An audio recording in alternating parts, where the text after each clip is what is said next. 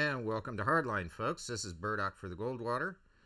We're just working on this is some incredible stuff. So we're about to post this over at thegoldwater.com. I thought I'd make a video for the Tiger Network, and you can go there at tor3.com. That is, if you've got any problems over at YouTube or elsewhere by the means of people censoring you or whatnot, make sure to check out tor3.com. Great place to back up and live stream, post whatever videos you have. It's a wonderful place, and you can comment and meet some people over there. It's really nice. Very, very cool people.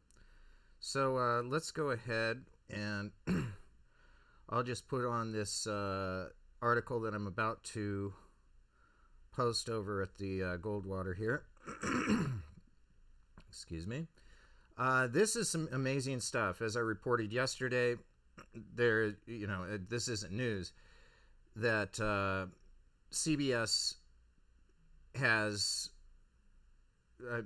they not only have ignored it, but then after a period of time, everybody's ignoring the Biden thing. And it looks like CBS got shoulder tapped to do this one. Okay, take one for the team. And they fabricated this entire article. Amazing what they did with this one. So this is what it's about. What they did is basically went online and grabbed all sorts of fringe stuff for the purpose of debunking it. So it wasn't an intact story to start with. They crammed all of these things into one, and what I find interesting is that this is just amazing. Just looking into this 1 month into it, the fake intelligence went viral. A right-wing internet asserting elaborate conspiracy theory. Okay, I mean, this is just incredible how they're packing all of this together, and they're grabbing everything out of the air. Typhoon investigations, and they're grabbing something that is, and their big deal right now is something called Martin Aspen. This guy, and I'm not even sure. I mean, nobody has really even heard of this, and I don't know if any of this is just like, I mean, we saw it in 2016, people going in, Correct the Record was paid to go in on 8chan and plant all a bunch of stuff and take screen caps of it and then give it to the press and say, oh, look what they're reporting. And they were doing some illegal stuff that, I mean, they were doing things that we had to bring to the attention of the FBI. By we, I mean anons. So I've talked to a lot of people and nobody's ever heard of this. I've never heard of it. So this is certainly not what is buzzing around. And you talk to people who aren't even going into those places, that are just simply on Twitter, that and probably have a lot of friends, a lot of people that might have Q in their name and might be associated, and they might have Where We Go When We Go All. I don't really see that as like a whole group. I don't see a leader. I don't see. I mean, in fact, actually, if anything, if you look, Q people are really discouraged from making any money off of it. You have to be careful if you're doing any merchandising of Q stuff. It's basically, it should be done for free and not for profit. It should support whatever's going on, and nobody should be making money off of it. And I think, I mean, anyone that would be is from what I've seen, pretty much shunned. So it's interesting, because you realize that they're coming in and then they're putting all of this together, right?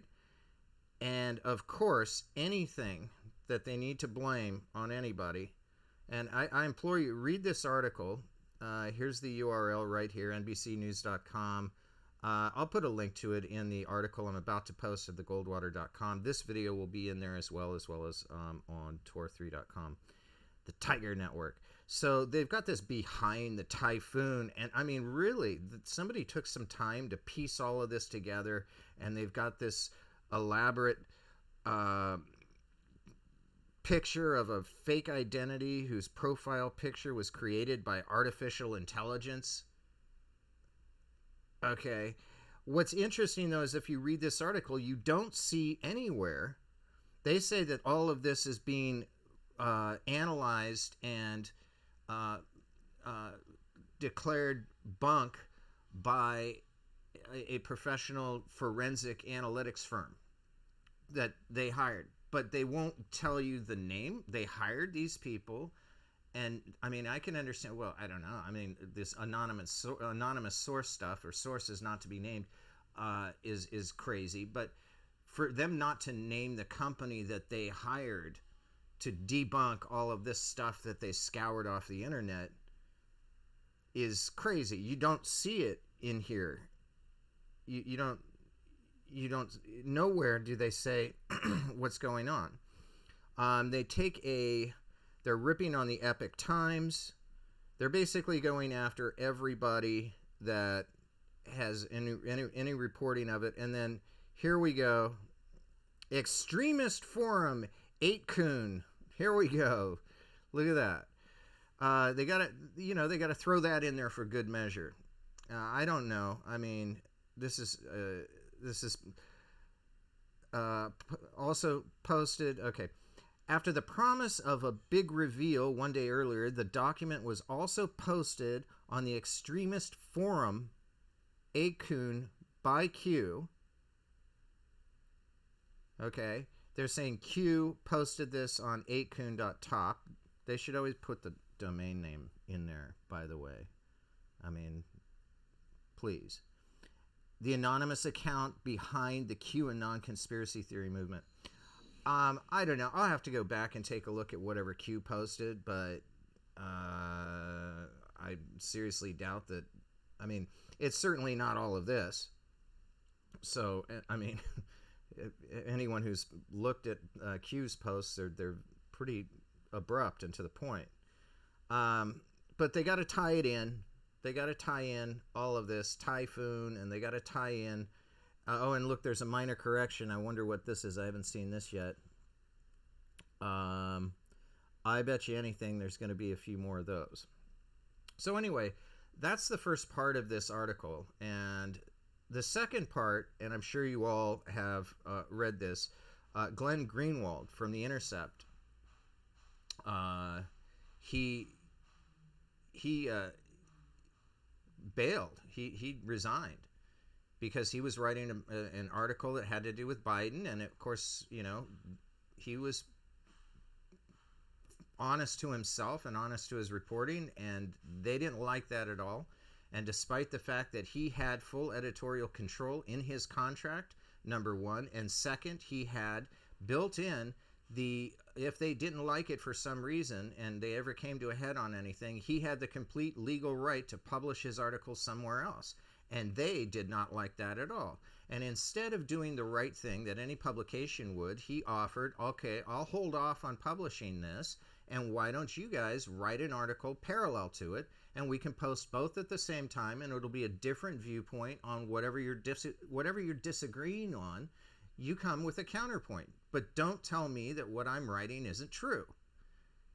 And that's where everything went to hell, because this is a culture now where they're not going to come with a counterpoint. They've been ordered to suppress. They've been ordered to censor, and that's their only job right now. Now, in this particular case, CBS was ordered to counter, and look at what they came up with. Okay. So if you look at it as a whole, I'm sure the whole thing is full of holes, and that's the problem. That's the whole point of their article. They're grabbing all of this stuff that's erroneous on the internet, putting it together and saying that's what Biden, and anything else that's said about Biden has to do with this, and therefore everything that's negative about Biden is untrue. And at the same time, so this is them doubling down, and then at the same time, you've got a Pulitzer Prize-winning journalist from The Intercept who is saying, no, I'm not going to be part of this. And he's a co-founder of The Intercept, by the way.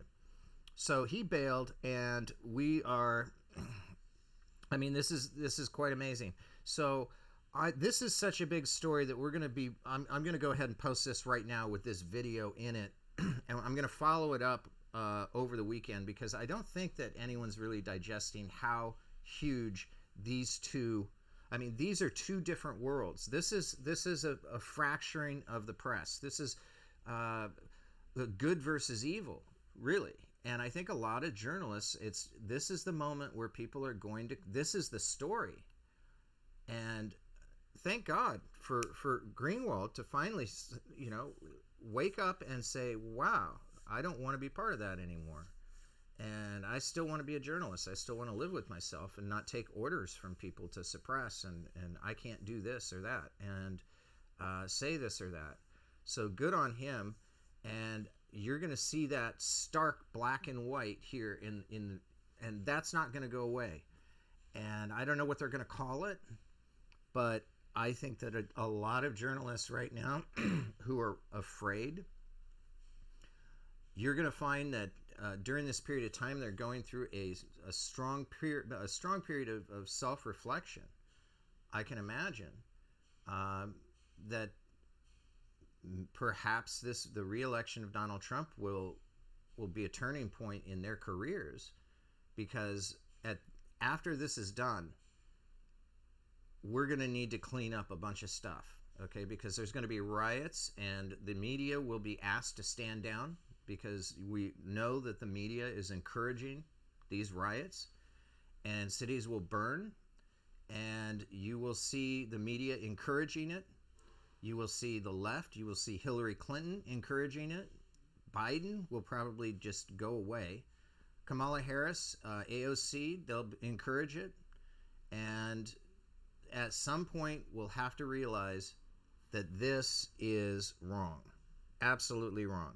So anyway, I'll be posting this article right after this video. And also, folks, you can see us over on the story behind the story with Dr. A. True Watt. So we can